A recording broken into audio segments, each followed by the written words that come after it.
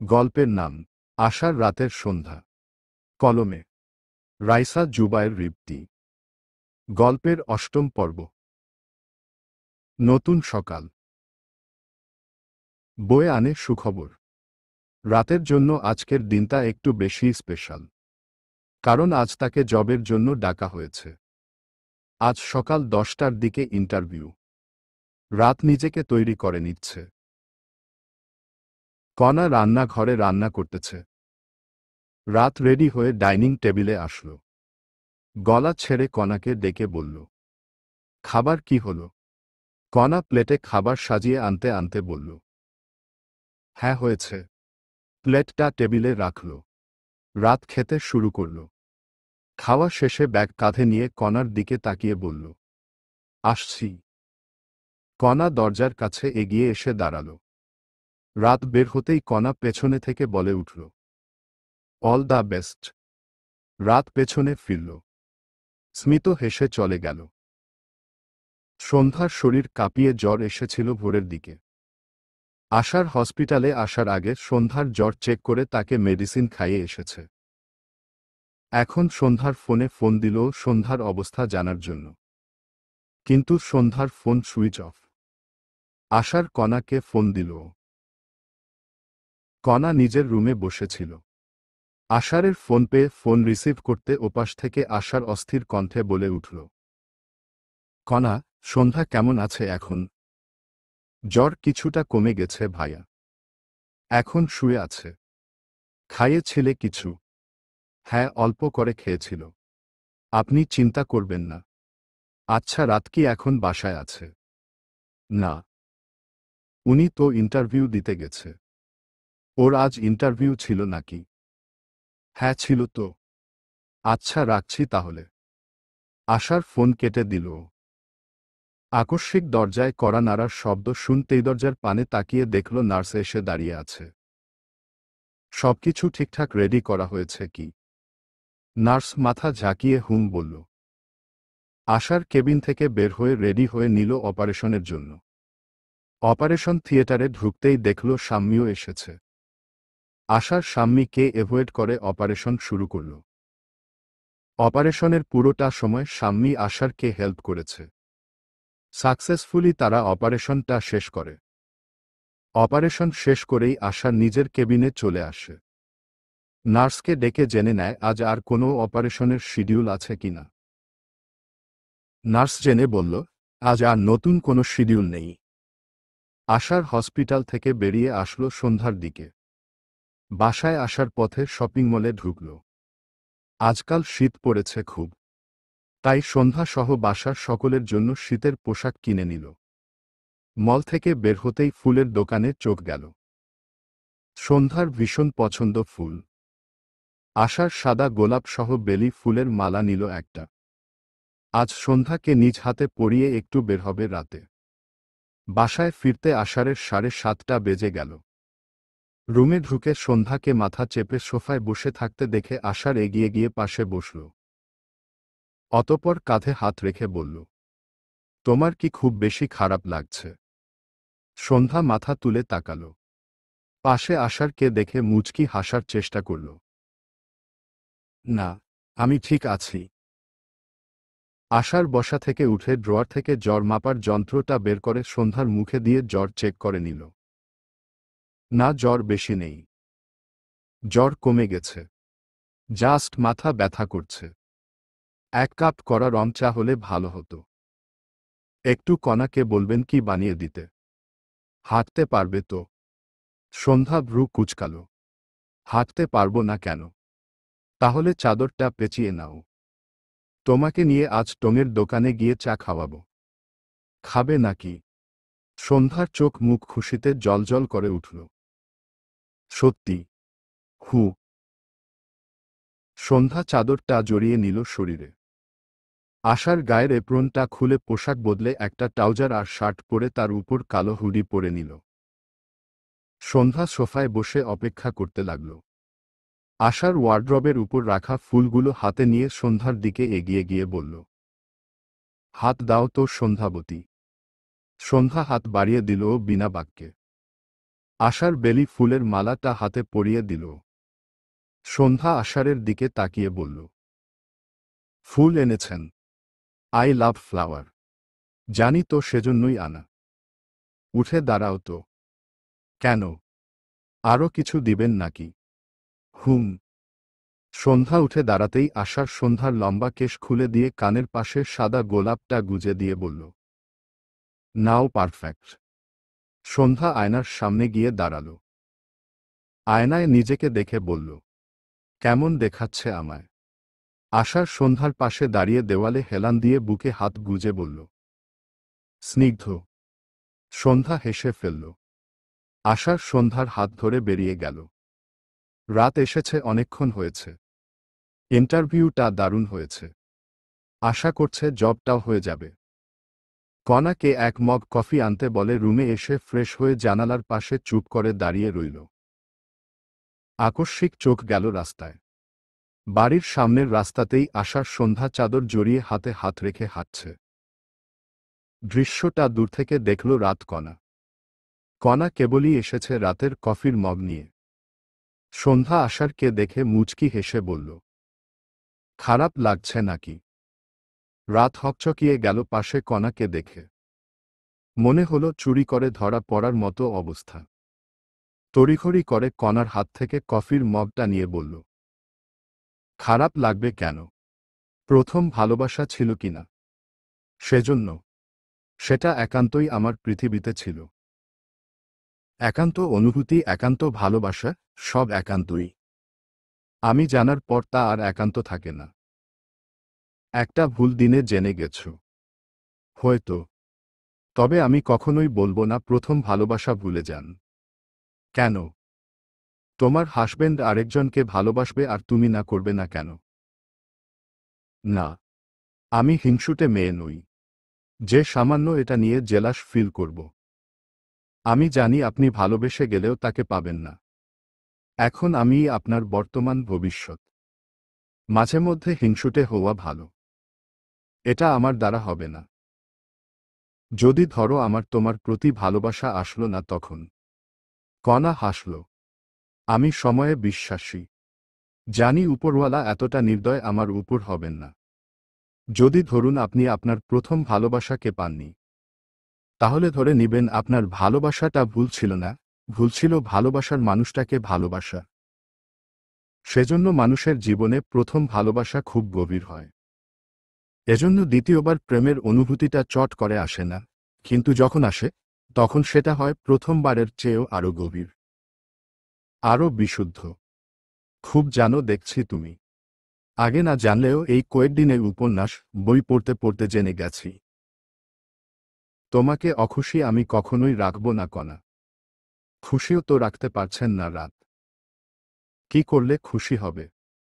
আমি তেমন আহামরি কোনো কিছু চাই না রাত। আমাকে শুধু একটু সময় উপহার দিবেন। একটু ভালো করে হাসি মুখে কথা বলবেন। মাঝরাতে হঠাৎ করে রাতের শহরে ঘুরতে বের হবেন আমার সাথে। মাঝে মধ্যে বাসায় আসার পথে আমার জন্য ৩০ টাকা দিয়ে একটা ফুল কিনে আনবেন, ব্যাস আর কিছু না। আমরা কি খুব ভালো ফ্রেন্ড হতে পারি না? ভালোবাসা তো চাইছি না। আপনার যখন ইচ্ছে হবে তখন না হয় বাসবেন, জোর তো নেই এতে। রাত চুপচাপ শুনল কথাগুলো। কফির মগে চুমুক দিয়ে বাকি কফির মগটা কণার হাতে ধরিয়ে দিয়ে বলল, খেয়ে নাও। শুনেছি স্বামীর এটো খাবার খেলে নাকি ভালোবাসা বাড়ে। আশার সন্ধ্যাকে নিয়ে রাস্তার মোড়ে থাকা চায়ের দোকানে নিয়ে আসল। দোকানটায় কেবল ২-৩ জন বৃদ্ধ বসে চা খাচ্ছে আর গল্প করছে। আশার সন্ধ্যাকে একটি বেঞ্চে বসিয়ে দোকানদারকে ডেকে বলল, ২ কাপ কড়া রং চা দিন তো। সন্ধ্যা চারপাশটা তাকিয়ে দেখল। ছোট্ট দোকানটা খুব সাধারণ, কিন্তু জায়গাটায় যেন এক ধরনের স্নিগ্ধতা আছে।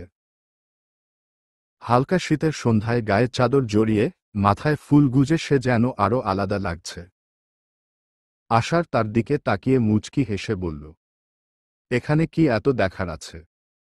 সন্ধ্যা হাসল। ভীষণ ভালো লাগছে। এরই মধ্যে চা এসে গেল।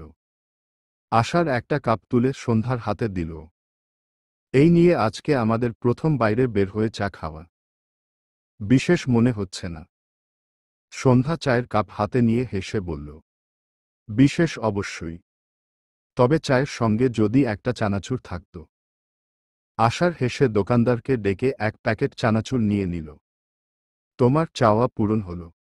আর কিছু লাগবে? সন্ধ্যা গম্ভীর মুখ করে বলল, হ্যাঁ, গল্প চাই। গল্প? হুম, কিছু একটা বলো।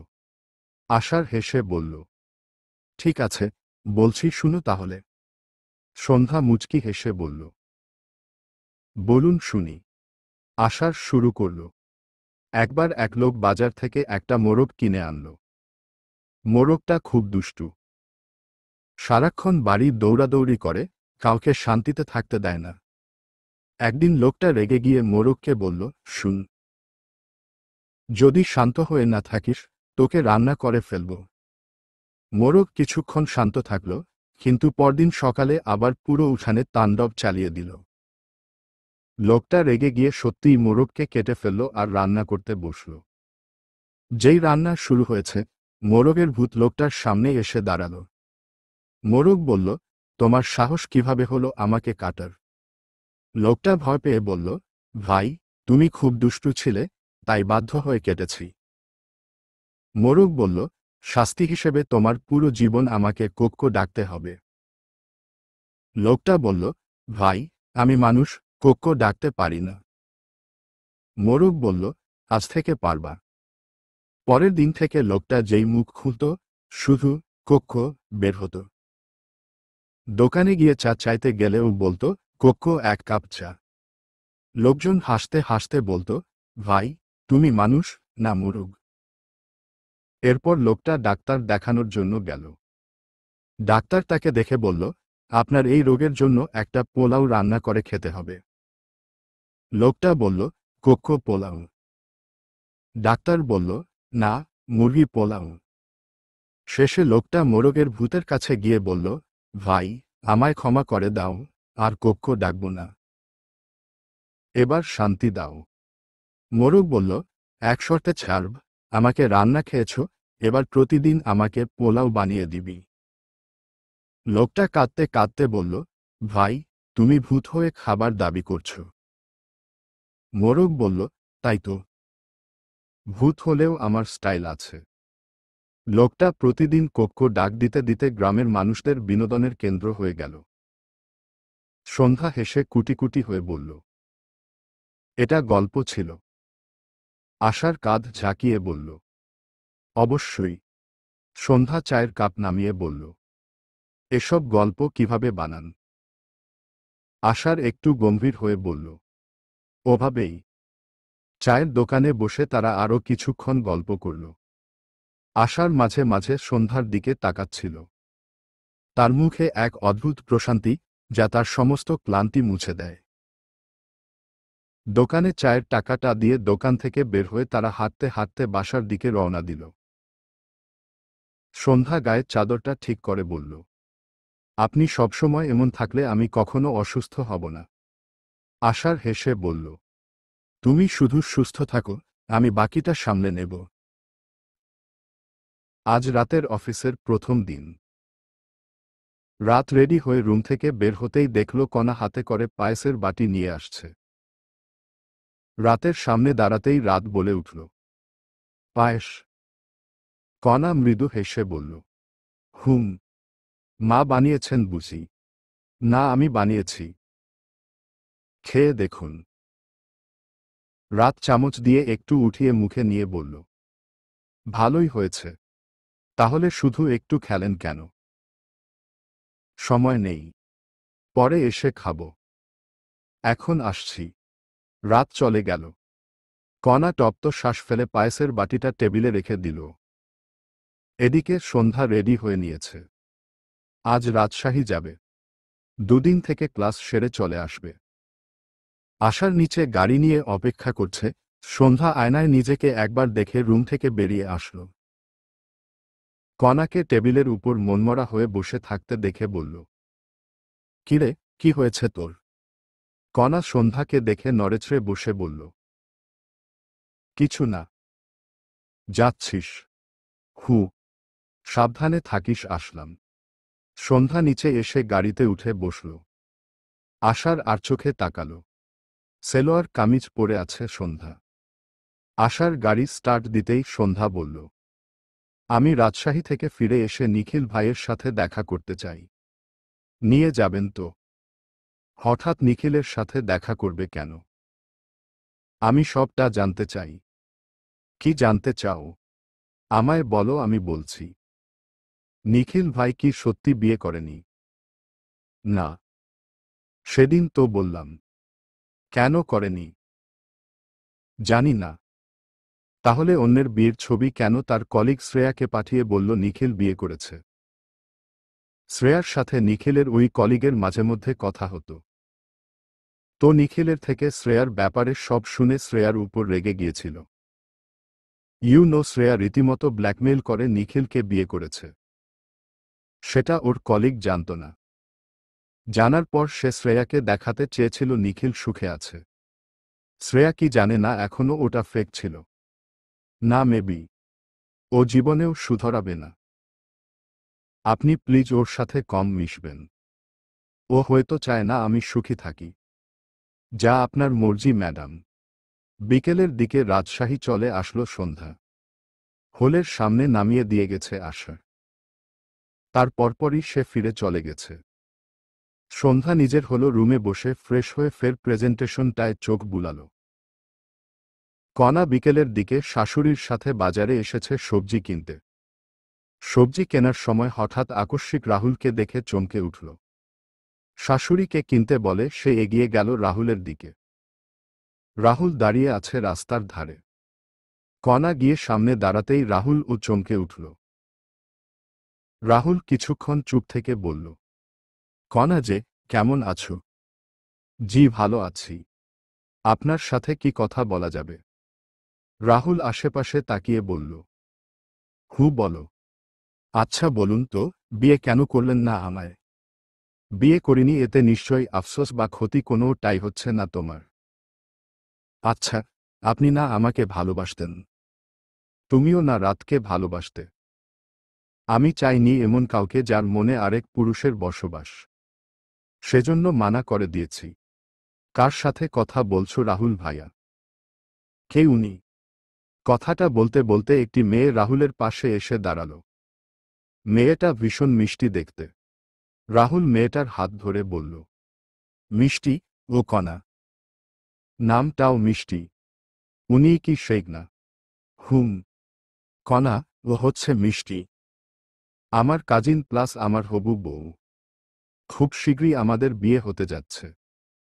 ইনভাইটেশন পাঠিয়ে দিব, প্লিজ রাত ও সবাইকে নিয়ে চলে এসো। মিষ্টি, চল যাওয়া যাক। রাহুল চলে গেল মিষ্টির হাত ধরে। কণা দাঁড়িয়ে গেল। সবাই সবার লাইফ নিয়ে এগিয়ে যাচ্ছে। অথচ কণা ভালোবাসার মানুষটাকে পেয়েও ভালোবাসা পাচ্ছে না। কণা চুপচাপ শাশুড়ির পাশে এসে দাঁড়াল। আমেনা বেগম আলুর ব্যাগ হাতে নিয়ে বলল, কোথায় চলে গিয়েছিলে? এই তো একটু সামনেই। বাজার করা কি শেষ? হুম। অতঃপর কণা অন্য সব বাজারের ব্যাগ নিয়ে বাড়ির দিকে রওনা হল। রাত অফিস শেষে রাস্তায় হাঁটতে শুরু করল। চারপাশ নিস্তব্ধ, এক অদ্ভুত নীরবতা ভেসে আছে পুরো পরিবেশে। মাঝে মাঝে কিছু গাড়ির হর্ন আর পথচারীদের ছায়ামূর্তি সেই নীরবতা ভঙ্গ করছে।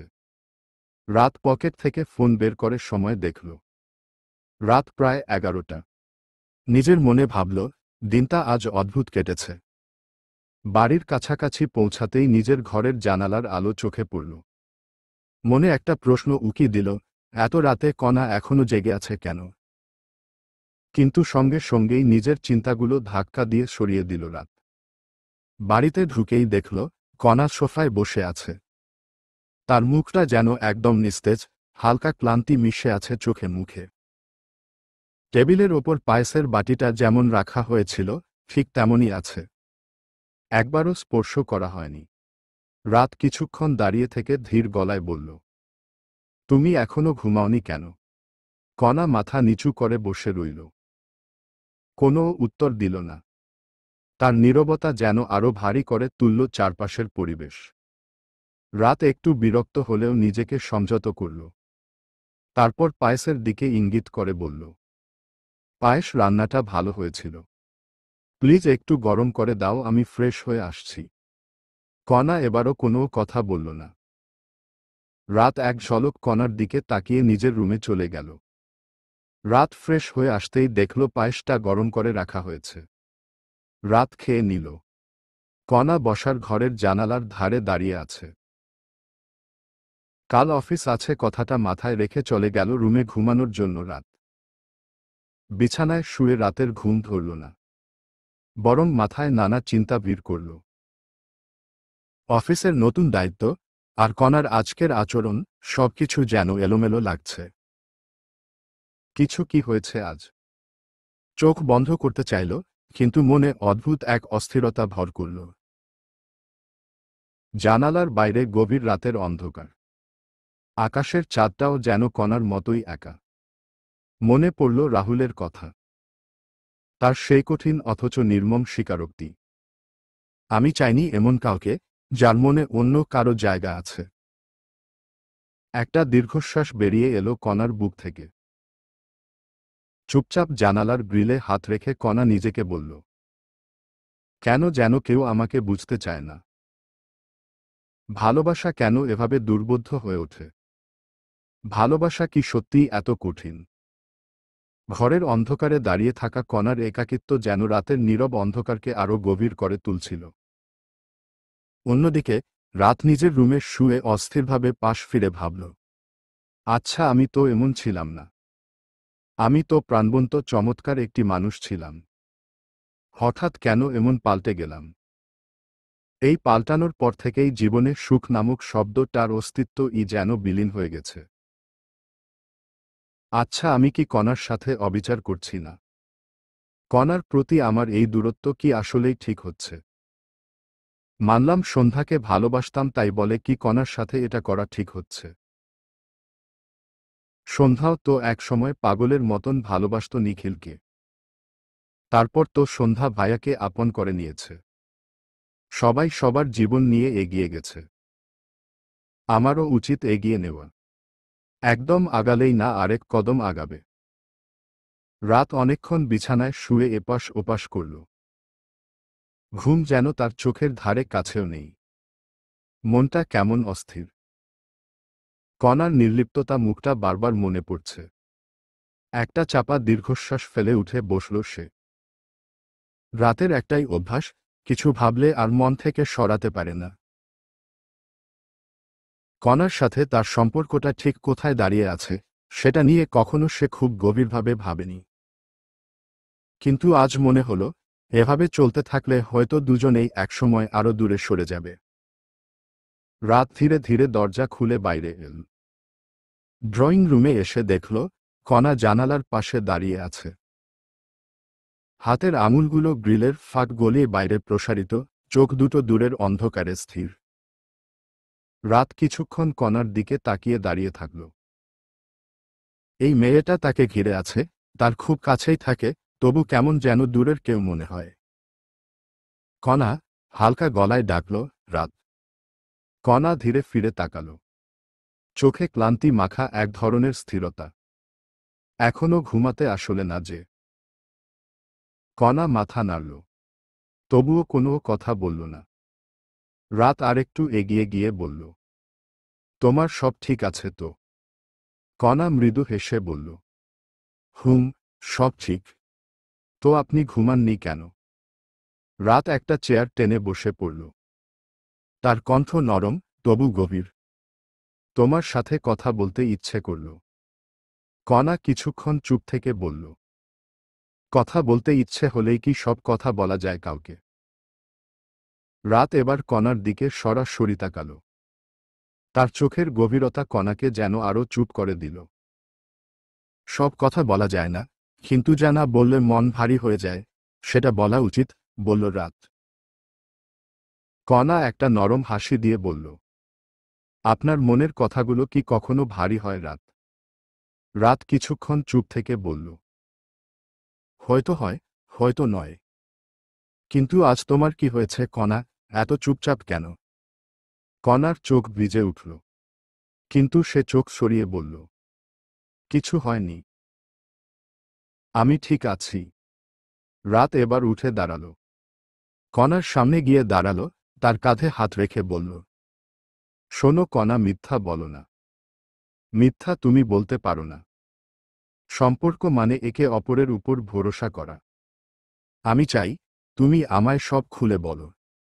তোমার মনের সব কথা আমি শুনতে চাই। হয়তো আমি সব সমাধান দিতে পারবো না, কিন্তু তোমার পাশে দাঁড়াতে পারবো। আর যদি কিছু বলতে না চাও, তাও ঠিক আছে। শুধু জানো আমি আছি। কণা মাথা নিচু করে থাকল। চোখের পানি থামানোর চেষ্টা করছিল, কিন্তু রাতের হাতের স্পর্শ যেন তার সব প্রতিরোধ ভেঙে দিল। ধীরে ধীরে বলল, আপনি কখনো আমায় বুঝতে চাননি রাত। আমি কি চাই সেটা কেউ বোঝে না। সবাই নিজের মতো করে বিচার করে। আপনি কি বুঝতে পারছেন? আমি কথা শেষ করতে পারল না কণা। চোখ থেকে ফোঁটা ফোঁটা পানি গড়িয়ে পড়ল। রাত আর কিছু বলল না। তার হাতটা কণার কাঁধে রাখাই রইল। তুমি কাঁদছ কেন কণা? আমি কি এমন কিছু করেছি? কণা শুধু মাথা নাড়ল, কিন্তু কোনো উত্তর দিল না। এমতাবস্থায় রাতের মনটা কেমন করে যেন উঠল। কি হয়েছে বলবে তো কণা? সম্পর্ক টিকিয়ে রাখতে চাইলে দুজনের মনের মাঝে কোনো দেয়াল রাখা না। আমি চেষ্টায় ত্রুটি রাখব না, তুমিও রাখো না, কেমন? কিন্তু তবুও কণা কিছুই বলল না। তবে রাতের এমন কথায় ভেতরে ভেতরে যেন এক অদ্ভুত শান্তি অনুভব করল। অতঃপর তার চোখ মুছতে মুছতে বলল, আমি চাই আপনি সবসময় আমার পাশে থাকুন। আমায় আগলে রাখুন। অবশ্যই। প্রমিস, আমি তোমাকে আগলে রাখব এবং তোমার পাশে সবসময় থাকব। কণার চোখের জল শুকাতেই রাত নিজের হাত দিয়ে কণার কাঁধে হালকা চাপ দিয়ে বলল, এতদিন তোমার সাথে হয়তো আমি ঠিকমতো কথা বলিনি, কিন্তু আমি চাই আমরা দুজন একে অপরকে বুঝি।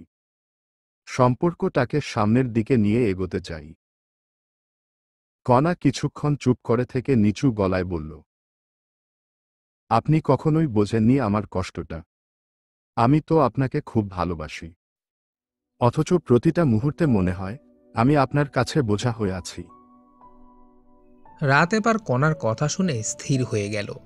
তার এই অভিমান, এই একাকিত্বের গল্প হয়তো রাত কখনো বুঝতেই চায়নি। রাত গভীর চোখে কণার দিকে তাকিয়ে বলল, তুমি আমার কাছে বোঝা হয়ে আছো? এমন ভাবনাটা আর কখনো মনের মধ্যে এনো না। তোমার সাথে এই সম্পর্কটা হয়তো আমি বুঝিনি, কিন্তু কখনোই ফেলে দেওয়ার মতো ভাবিনি। শুধু শান্ত করার জন্য বলছেন নাকি এইসব কথা আমাকে? রাত এবার সরাসরি তার হাতটা ধরে বলল, আমি যা বলছি তা পুরোপুরি সত্য। হয়তো আমি নিজেও এই সম্পর্কটা নিয়ে দ্বিধায় ছিলাম। সব সম্পর্ক কখনোই নিখুঁত হতে পারে না, পারফেক্ট হয়ও না। সম্পর্কগুলোকে পারফেক্ট আর নিখুঁত বানিয়ে নিতে হয়। কণা কিছুই বলল না, তবে তার চোখের পানি থেমে গিয়েছে। একটা চাপা দীর্ঘশ্বাস ফেলে সে বলল, আপনি জানেন, আমি শুধু আপনার একটু সময় আর মনোযোগ চেয়েছিলাম। আপনি যখন দূরে দূরে থাকেন তখন মনে হয় আমি এই বাড়িতে শুধু একজন অতিথি মাত্র। রাত এবার একটু হাসল। ও আচ্ছা, এই ব্যাপার তাহলে না? শোনো, তুমি অতিথি না কণা, তুমি আমার জীবনের একটা অংশ হয়ে গেছো। আমি হয়তো তোমার মতো প্রকাশ করতে পারিনি, কিন্তু আমি তোমার জন্যই এত কিছু করেছি। এমনকি নিজের স্বপ্নটাও বিসর্জন দিয়ে ফেলেছি। আজ থেকে আমি চেষ্টা করব তোমার ছোট ছোট এফোর্টগুলো পূরণ করার। তুমি শুধু আমার ভুলগুলো দেখিয়ে দিও, আমি ঠিক করে নিব। তুমি শুধু পাশে থাকবে, কেমন? রাতের মুখে এমন কথা শুনে কণার মুখে একটুখানি হাসি ফুটে উঠল। কণার কাছে মনে হলো এই প্রথম রাতের কাছ থেকে এমন কথাগুলো শুনল। মনে হলো অভিমান আর অপ্রাপ্তির ভার যেন একটু একটু করে হালকা হচ্ছে তার কাছে। আপনি তাহলে আজ থেকে পাল্টে যাবেন তো? সত্যি বলছেন? না, রাত হেসে বলল, আমি ধীরে ধীরে শিখব, ধীরে ধীরে পাল্টাবো, কিন্তু শর্ত আছে। আবার কি শর্ত? তাহলে বলো, তুমি তোমার সব কিছু খুলে বলবে আমাকে, মন খুলে বলবে। যতই কঠিন হোক, যতই কষ্ট হোক, আমরা দুইজন মিলে সব কিছু ঠিক করব। কণা এবার হালকা হেসে মাথা নাড়ল। ঠিক আছে, তবে আপনি কিন্তু আমায় কখনো ছাড়বেন না, মনে থাকবে? রাত মৃদু হেসে বলল, প্রিয়তমা, তোমাকে আমি কখনোই ছাড়ব না। চলবে ইনশাআল্লাহ।